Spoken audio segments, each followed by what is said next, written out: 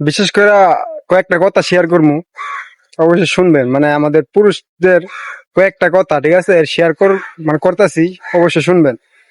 ধরেন একটা পুরুষ 40 থেকে 50 বছর বাঁচে, সে যদি নিজের লাগে বাঁচতো, ঠিক আছে, নিজের লাগে যদি বাঁচতো তো 40 থেকে 50 বছরই বাঁচতো, ঠিক আছে। কিন্তু দেন 40-50 বছর একটা পুরুষ যদি নিজের লাগে বাঁচে, তো একটা পুরুষ পড়ার দিনে 200 ইনকাম করলেও চলে। যেমন নিজের খরচের লাগা, যদি নিজের লাগা যদি একলা চলে নিজের লাগা, ঠিক আছে, আর কোনো চিন্তা, কোনো টেনশন লাগই না, ঠিক আছে। একটা পুরুষ কি মনে করেন একার লাগা চলতে পারে? চলতে পারে না।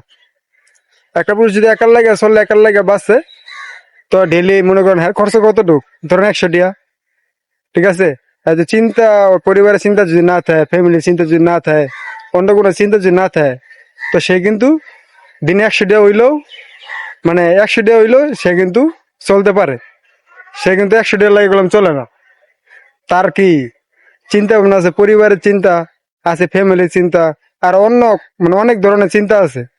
ওই চিন্তার লাগাই সে কিন্তু মনে করেন এমন কোনো কাজ নাই সে না করে। যে পরিবার আছে, নিজের ফ্যামিলি আছে, বাপ মা আছে, বউ বাচ্চা আছে, ঠিক আছে। একটা কথা মনে রাখবেন, যারা কিনা পুরুষকে অবহেলা করে তাদের জন্য এই ভিডিওটা, ঠিক আছে। যারা কিনা পুরুষকে অবহেলা করে, একটা পুরুষ যদি নিজের লাগে বাঁচতে চায়, সে মানে অনেক সহজে বাঁচতে পারে। সে কিন্তু নিজের লাগে বাঁচে না, সে বাঁচে কি পরিবারের লাগা, নিজের বউ পোলাপানের লাগা, নিজের বাপের লাগা, নিজের বাপ মার লাগা, ঠিক আছে।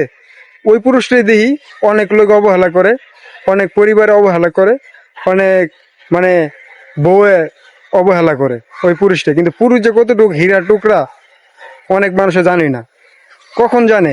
যখন কিনা পুরুষের মানে হায়াত শেষ হয়ে যায়, মারা যায়, তখন ঠিকই ওই পুরুষের মূল্যায়ন করতে জানে।